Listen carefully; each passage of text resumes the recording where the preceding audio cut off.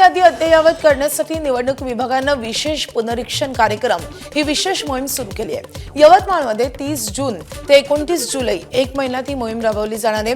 या दरम्यान 2578 बीएलओच्या माध्यमातून 22 लाख मतदारांचं गणनापत्रक भरून घेतलं जाईल।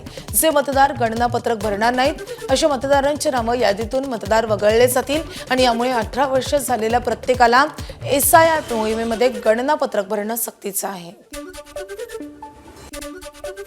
250 सुपरवायझर आणि 2500च्या वरती जर हे BLO जे आहे तो प्रत्येक घरोघरी जाऊन प्रत्यक्ष माहिती भरून घेण्यात येत आहे।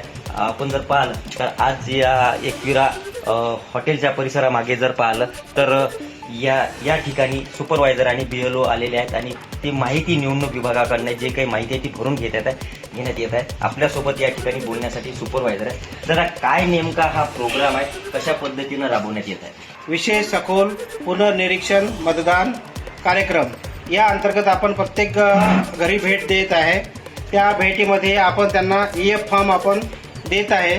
त्या फॉर्ममध्ये जे काही संपूर्ण माहिती आहे त्या पूर्ण मतदारांची आणि त्यांच्या उजवीकडची जे आहे हे सर्व फॉर्म आपण प्रत्येक मतदार यांना पुरवित आहे आणि सर्व मतदार यांनी ते जे काही माहिती आहे हे बरोबर आहे का यांची पडताळणी करून खात्री करून घेणे आहे।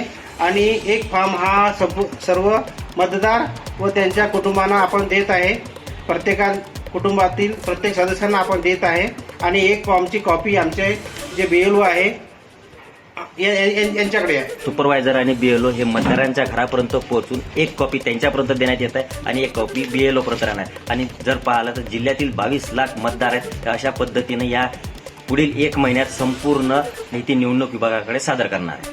निलेश पाळके, ABP माझा, यवतमाळ। पुण्यातील केतन अग्रवाल हत्याकांडानं संपूर्ण महाराष्ट्रच नव्हे तर देशालाही हादरवून सोडलंय। पण या गुन्ह्यापेक्षाही अधिक अस्वस्थ करणारी गोष्ट आता समोर येते। लोहगडाच्या ज्या कड्यावरून केतन अग्रवालला खाली ढकलल्याचा आरोप होतोय ती जागा पाहण्यासाठी पर्यटकांची गर्दी होऊ लागली आहे। हत्येचा स्पॉट हा सध्या पर्यटकांसाठी हॉटस्पॉट झालाय, जिथे एका कुटुंबाचं आयुष्य उद्ध्वस्त झालं, जिथे एका तरुणाचा शेवटचा श्वास घेतला गेला, ती जागा आता काही जणांसाठी फोटो स्पॉट झाली आहे। याहून धक्कादायक म्हणजे काहींनी त्या ठिकाणाला सिया पॉइंट अशी ओळख द्यायला सुरुवात केली आहे। एका भीषण हत्येशी जोडलेलं नाव या पर्यटन स्थळाला देण्या इतकी आपली संवेदनशीलता बोथट झाली आहे का, हा प्रश्न या निमित्तानं उपस्थित होत आहे। हा सिया पॉइंट म्हणत लोक त्या जागेची ओळख बदलतायत। उद्या प्रत्येक गुन्हेगारी ठिकाणाला अशाच नावानं ओळख मिळू लागली तर आपण गुन्हेगारांना नकळत प्रसिद्धी देत आहोत का? पीडित व्यक्तीच्या वेदनांवर आपणच पाय ठेवत आहोत का, असाही सवाल या निमित्तानं उपस्थित होतोय।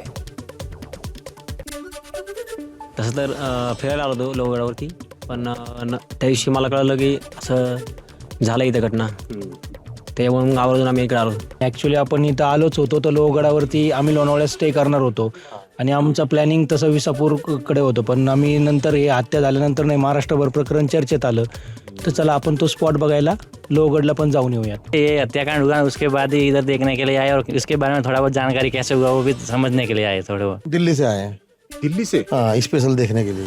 ये जो केतन अग्रवाल का हत्या हुआ, बिल्कुल देखने, जान सबसे प्यारी है, ठीक है ना। पहले देखने के लिए आए, अचानक आ जाए हमारे साथ भी ऐसा हो जाए मुश्किल हो जाएगी, तो इसलिए पहले साइड देख के प्रॉपर पूछ के देख के अभी क्लियर करके आए। देखा स्पॉट आपने? हाँ, स्पॉट देखा मैंने। लग रहा है वहां से केतन गिर के मरा है या उसको ढकल के दिया हो? नहीं, धक्का दिया, वो उधर जाने का रास्ता ही नहीं है वहाँ पे, उधर आप जानबूझ के गए हो, धक्का देने के लिए गए हो। कैसे आपने कब प्लानिंग किया ये आने का इधर और कब आए हैं आप? ये जैसे हमने टीवी में देखा कि ऐसा ऐसा हुआ है तो हमने अपनी टिकट बुक कराए और मुंबई घूमने का अपना बना के बहाने और इधर आ गए। ABP माझा, उघडा डोळे बघा नीट।